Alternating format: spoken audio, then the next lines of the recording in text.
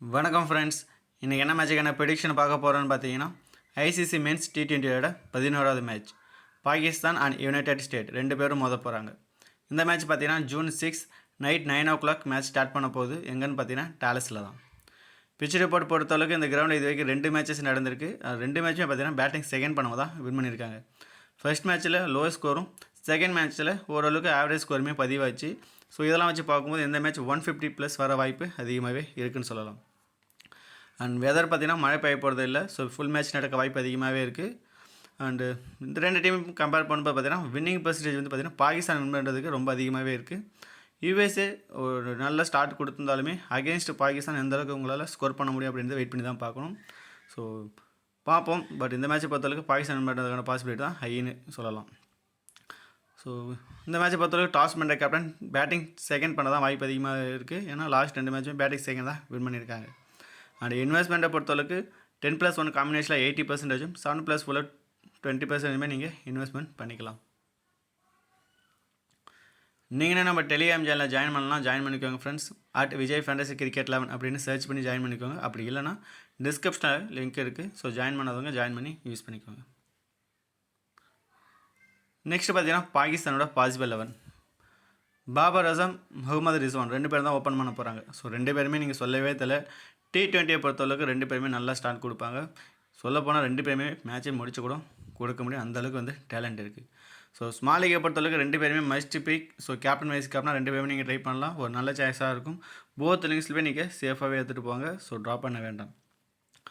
உஸ்மான் கான் ஒரு நல்ல ஸ்டார்ட் கொடுப்பாரு. ஸோ பாகிஸ்தான் T20லாம் பார்த்தீங்கன்னா வேறு லெவலில் பர்ஃபார்மன்ஸ் கொடுத்துருந்தாரு. ஸோ அதனால தான் வந்து பார்த்தீங்கன்னா நேஷ்னல் டீம்லேயே வந்து வந்திருக்காரு.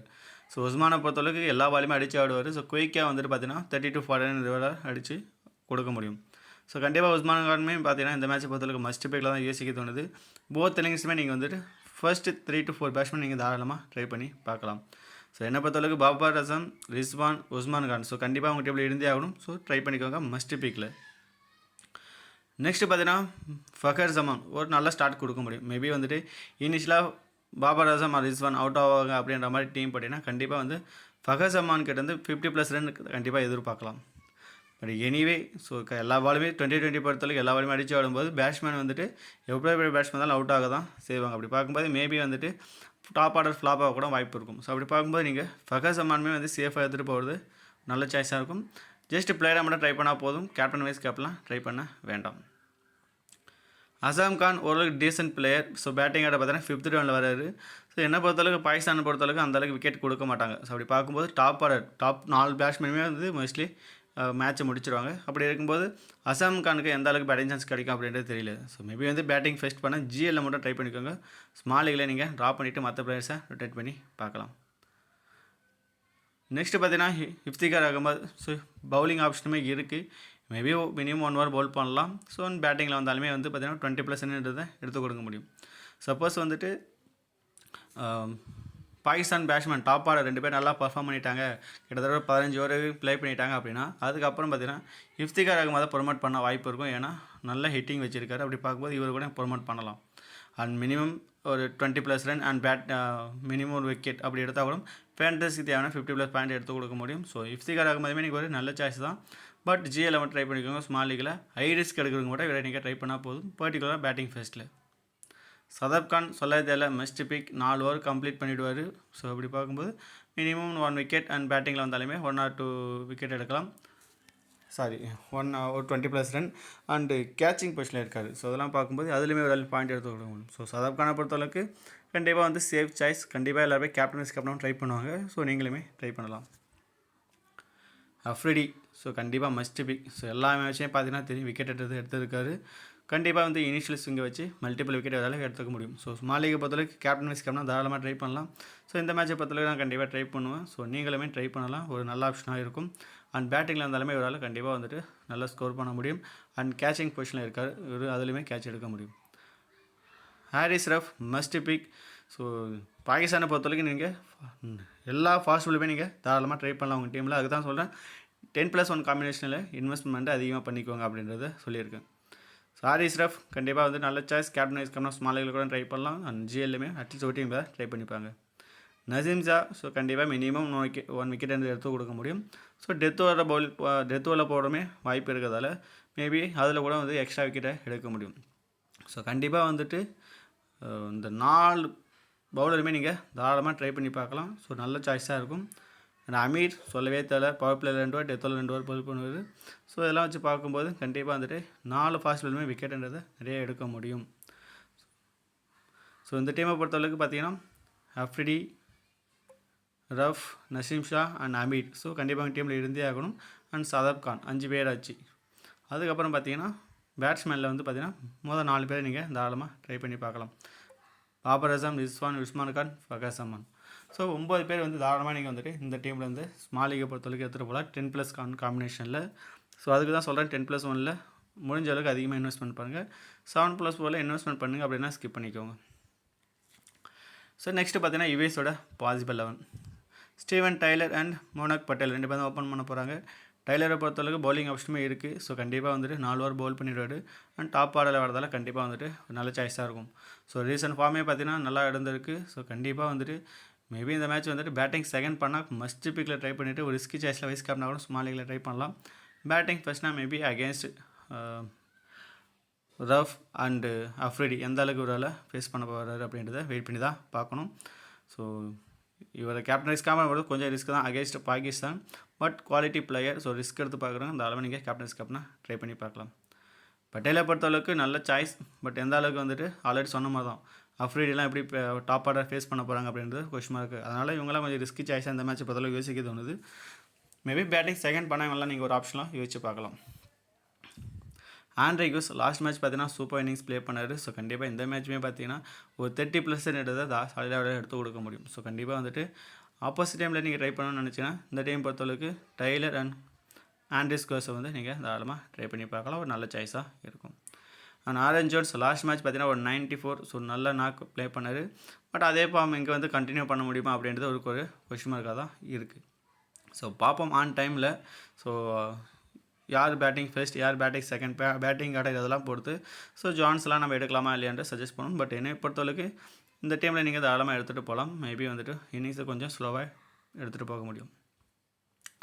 ஆண்டர்சன் சொல்லவே தெரியல மஸ்ட் பிக். ஸோ டெத் ஓவரில் 2 ஓவர் கண்டிப்பாக பவுல் பண்ணுறாரு. அண்ட் பேட்டிங்கில் இருந்தாலுமே ஒரு 30 to 40 இருந்ததை எடுத்து கொடுக்க முடியும். ஸோ ஆண்டர்சனை பொறுத்தவரை கண்டிப்பாக மஸ்ட் பிக்கில் ட்ரை பண்ணிக்குவாங்க. முடிஞ்சால் கேப்டன் வைஸ் கேப்டன் கூட கொடுங்க.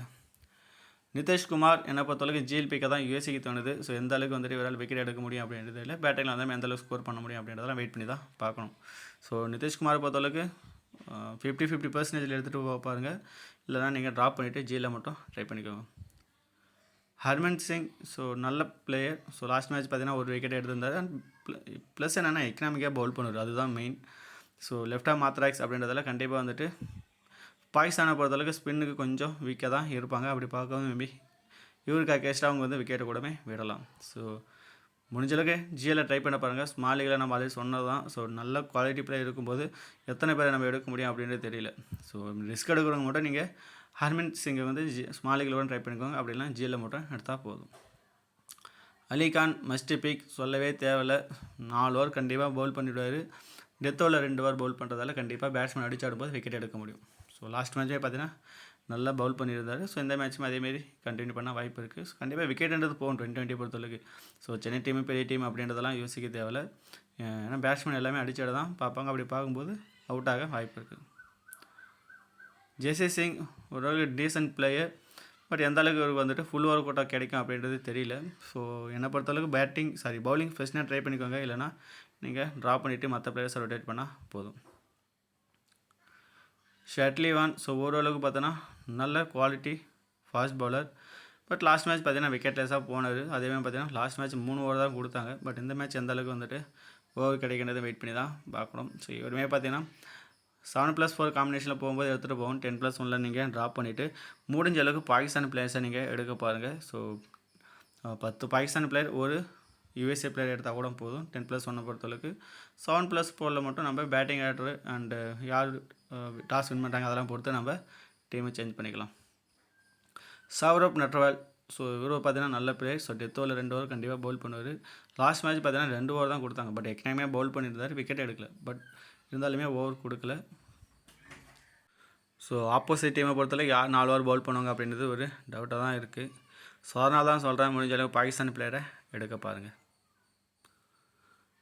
ஸோ ஓகே, இந்த மேட்சை பொறுத்தளவுக்கு ஸ்மால் லீகில் யாரை கேப்டன் வைஸ் கேப்டனாக ட்ரை பண்ணலாம் அப்படின்னு பார்த்தீங்கன்னா பாபர் அசம், அஃப்ரிடி, ரிஸ்வான் அண்ட் ஹாரிஸ் ரஃப். கண்டிப்பாக இவங்க எல்லாமே குவாலிட்டி பிளேயர்.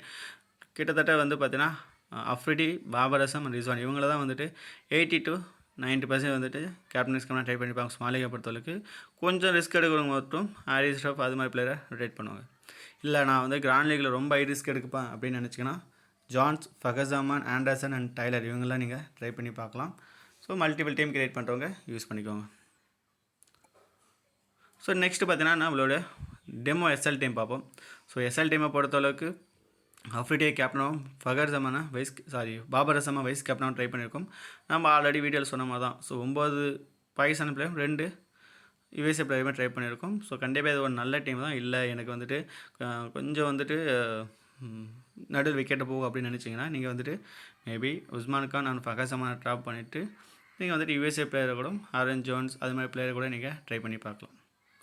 ஸோ இல்லை நான் இதே டீம்லேயே போகிறேன் அப்படின்னா நீங்கள் இதே கேப்டன்ஸ்க்கும் ட்ரை பண்ணலாம். அப்படி இல்லைனா ரிஸ்வான் அண்ட் ஹாரிஸ் ரஃப் வந்து ஒரு நல்ல கேப்டன் வைஸ் கேப்டனாக இருக்க வாய்ப்பு இருக்குது. ஸோ இது வந்து பார்த்தீங்கன்னா 10+1 காம்பினேஷன். நெக்ஸ்ட்டு பார்த்தீங்கன்னா 7+4 காம்பினேஷனில் பார்ப்போம். ஸோ அதே டீம் தான். பேட்ஸ்மேனை பொறுத்தளவுக்கு பாபர் அசம், ரிஸ்வானை மட்டும் ட்ரை பண்ணிவிட்டு மீதிக்கிறவங்களை ட்ராப் பண்ணிவிட்டு பவுலர் சைடு போயிருக்கும். அண்டு யுஎஸ்ஏ பொறுத்தளவுக்கு ஜான்ஸ், நிதிஷ்குமார், ஆண்டர்சன், டைலருக்கு போயிருக்கும். ஸோ இதேமாரி நம்ம ஆல்ரெடி சொன்ன மாதிரி தான். ஸோ கேப்டன் வைஸ் கேப்டன் வேணும் அப்படின்னா ரிஸ்வான், டைலர், ஆண்டர்சன், ஹாரிஸ் ரஃப் இவங்கெல்லாம் நீங்கள் வந்துட்டு ட்ரை பண்ணி பார்க்கலாம். So next few GL team பார்ப்போம். GL team 1 Babar Azam captain and ரிஸ்வானை வந்து வைஸ் கேப்டனாக ட்ரை பண்ணியிருக்கோம். GL team 2, GL team 3, GL team 4 and GL team 5. So இது எல்லாமே பார்த்தீங்கன்னா ஒரு டெமோ டீம் தான். இதில் நம்ம வீடியோஸ் சொன்ன மாதிரி பிளேயர்ஸை நோட் பண்ணிவிட்டு இதில் நீங்கள் 1 or 2 சேஞ்ச் பண்ணி கூட நீங்கள் ஓன் டீம் கிரியேட் பண்ணிக்கலாம். ஸோ இந்த வீடியோ உங்களுக்கு பிடிச்சிருந்தால் நம்ம சேனல் சப்ஸ்கிரைப் பண்ணி சப்போர்ட் பண்ணுங்கள். தேங்க்யூ.